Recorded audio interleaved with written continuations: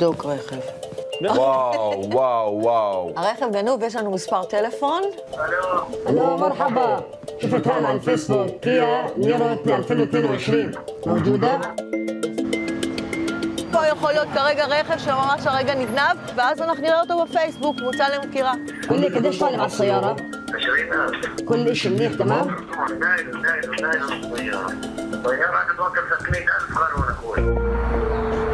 זה רועי ינובסקי, מכאן 11. אנחנו עושים איזשהו תחקיר ממש מקיף על הרבה מאוד רכבים גנובים.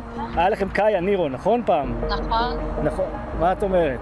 קאיה נירו כחולה כזאתי? קאיה נירו חדשה ב-20,000 שקלים. טויוטה CHR שנמצאת בקושי שנתיים על הכביש ב-11,000 שקלים. ועוד מגוון כלי רכב חדשים בשווי מאות אלפי שקלים, שמוצאים למחירה במחירים לוהטים ונמוכים בעשרות אחוזים ממחיר השוק. זה רכב ששווה בסביבות ה-200,000. וזה קורה ברשת, בעמודי פייסבוק שחשופים לכולם. המכירה הונדה איוניק שנת 2022 ועשה 64,000 קילומטראז'. אבל יש רק בעיה אחת, והיא אפילו מצוינת בגלוי בפוסט המכירה. זה הרכב דוגמה לרכב שהם רוצים לקנות. אוקיי. לא חוקי למכירה.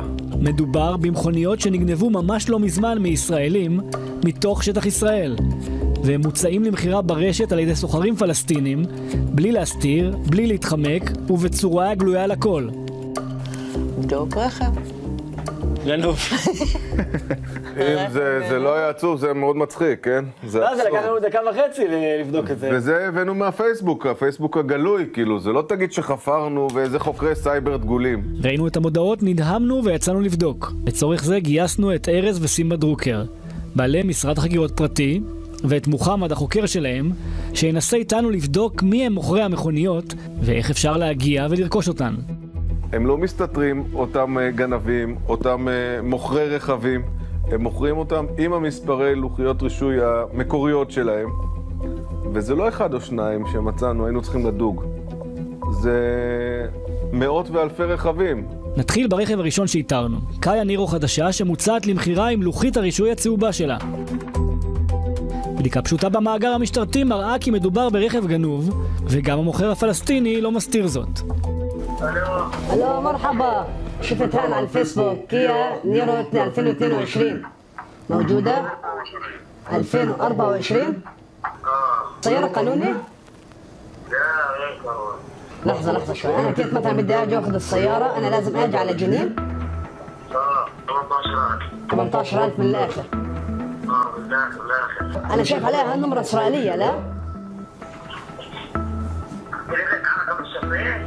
بدي أدق على رقم الشخصي مثلا ونحطها مثلا على السلطة على سيارة سلطة بضبط عادي. على رقم فلسطيني بزبط؟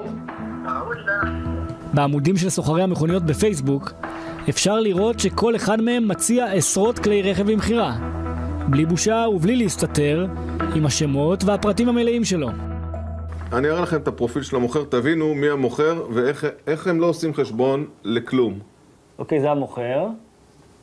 הכל גלוי. בוא נרד למטה. בלי להתבלבל. מה הוא כותב? הנה, תמונת פרופיל. זאת אומרת, אותו בן אדם, חאתם עבד אל-קאדר, מוכר את כל הרכבים האלה באזור רמאללה. הנה, אני אתן... כפר עקב.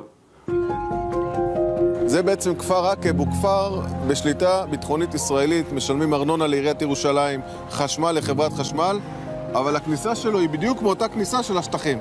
אני יכול להגיד לך שבכל זמן נתון, בכפר עקב, אתה תמצא 50, 60, 100 מכוניות גנובות. ואנחנו רואים את זה גם בגנבות, שכשהגנבים גונבים את הרכבים עם המערכות איתור, אנחנו רואים אחת הנקודות הראשונות שרוב הרכבים בגזרה הזאת מגיעים, הם מגיעים לכפר עקב, אפילו ל2-3 בתים קבועים. מדוע הגנבים לא חוששים למכור כלי רכב ישראלים גנובים עם הלוחיות המקוריות שלהם? הסיבה היא שבערים הפלסטיניות שבשטח A אין כוחות ביטחון ישראלים, וכשהם נכנסים זה לצורכי ביטחון ולא לנושאים פליליים. מי שייסע בין הערים הפלסטיניות ובכבישים פנימיים כנראה לא יפגוש בשוטר או חייל. בעצם המחסום הזה הוא בעצם מחסום ביטחוני, לא מחסום פלילי. זה בדיוק ההבדל. בדיוק. זאת אומרת, אם עכשיו גרבנו רכב לא יודע מה, ממרכז ירושלים, נגיד בלילה, תוך רבע שעה... כל רכב שאתה רואה פה יכול להיות גנוב עכשיו. כדי להבין את הממדים, מספיק להסתכל בנתונים. ב4 השנים האחרונות נרשמה נסיקה ומספר גנבות הרכב עלה מ-9,655 ל-22,165. طب احكي لي جيب زي هيك هذا مش قانوني صح؟ لا مصروف. مسروق. طب احكي لي جيب زي هيك لو بدي اياه مثلا كده بالك كيف السوق؟ رسمي ولا مصروف؟ لا مسروق. بدي اياه انا كمان لقطع. ומה עם בעלי המכוניות? אז בדקנו. מתברר שהקאיה אכן הייתה שייכת לישראלי, והיא נגנבה לא מזמן מתחנת הרכבת בבנימינה. מצאנו רכב של המשפחה שלך. קאיה נירון, כחולה. כן, כן. בקיצור, כן, אנחנו עשינו עבודה רצינית לנסות להגיע לרכבים. בקיצור, הרכב נמצא בג'נין והציעו לנו לקנות אותו ב10,000 שקל. אין לי מילים. תגידי, מה עשיתם עם הרכב? כאילו, התלוננתם למשטרה? אמרו לכם משהו? שוב, מה היה זה לא התהליך? הרכב שלי, זה הרכב של ההורים שלי. הם היו במשטרה ולא היה עם זה כלום, כמובן. כל הכבוד למשטרת ישראל. טוב, אז הנה, אז הרכב מותר, כן? לא שתקבלו אותו חזרה, אבל לפחות אתה יכול לראות אותו. כן, לא, הם כבר קיבלו רכב אחר והכל זה, אבל זה... הם קיבלו רכב אחר מהביטוח, אוקיי. בסופו של דבר, את המחיר כולנו משלמים כי פוליסת הביטוח עולה. וכשמבינים עד כמה פשוט לגנוב היום רכב, להעביר אותו לשטחים ולחמוק מכוחות הביטחון והמשטרה, הרבה יותר קל להבין מדוע כל התעשייה הזו מתרחשת בגלוי ברשת לאור יום.